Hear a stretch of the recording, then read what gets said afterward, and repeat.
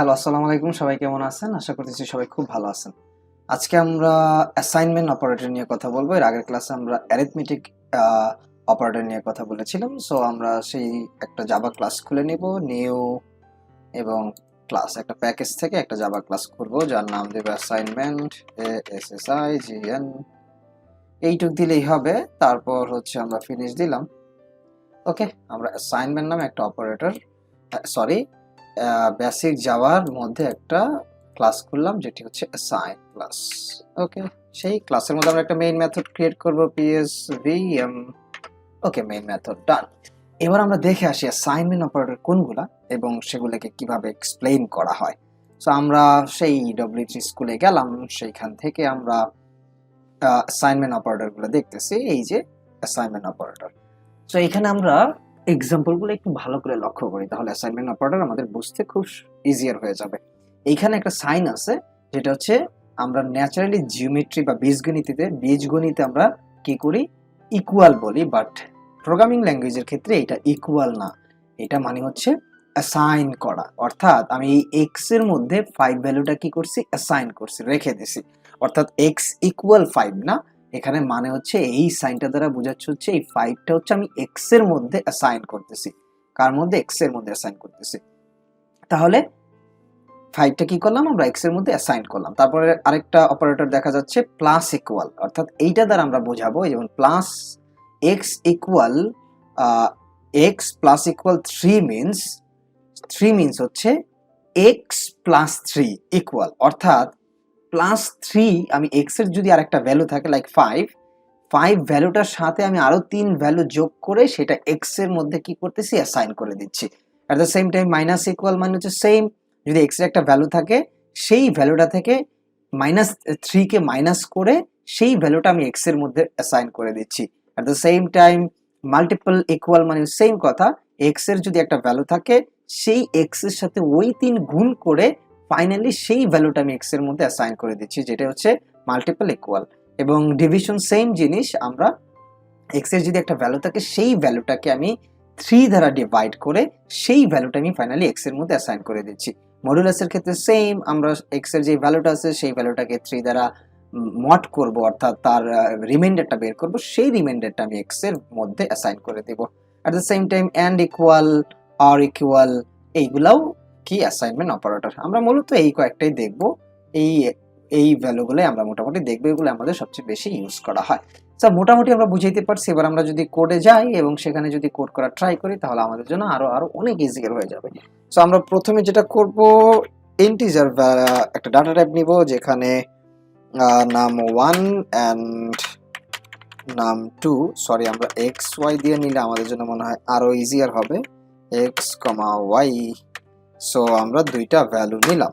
So এখানে x equal একটা value দিচ্ছি লাইক ধরেও 10 এবং y ইকুয়াল আমরা একটা ভ্যালু দিচ্ছি লাইক 5।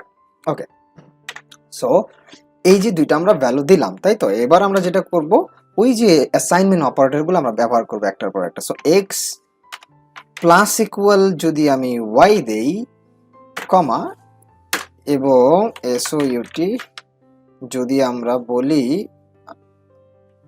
আমরা কি বলবো, প্লাস এক্স কে নিলাম। ওকে, সো এইটা দ্বারা আমরা কি বোঝাচ্ছি, এইটা দ্বারা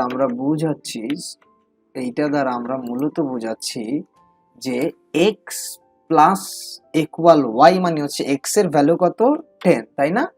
এই 10 এর সাথে কি হবে, যোগ হবে কত, প্লাস 5 যোগ হবে, তাই না। যোগ হওয়ার পর মূল ভ্যালুটা কত হয়েছে, মূল ভ্যালুটা হয়েছে 15, তাই না। এই 15 ভ্যালুটাই কি করবে, পরবর্তীতে ওই এক্স এর মধ্যে অ্যাসাইন হবে, এক্স এর মধ্যে কি হবে, অ্যাসাইন হবে। সেইটাই, এই কথাটাই এখানে কি বলছে, এই কথাটা এখানে বলছে। আচ্ছা, আমরা এখানে এটা ডিলিট করে দিই, অর্থাৎ মূলত এই কথাটাই এইখানে বলছে।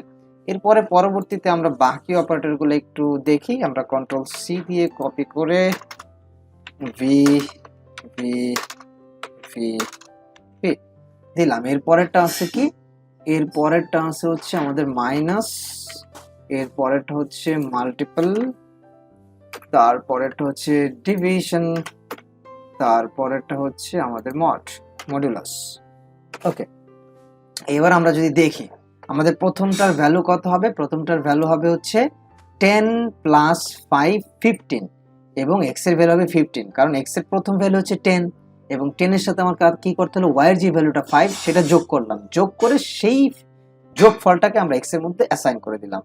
এইবার এক্স এর ভ্যালু কত, এক্স এর ভ্যালু কিন্তু এবার 15, কারণ অলরেডি আমরা এইখান থেকে এক্স এর ভ্যালু 15 পেয়ে গেছি।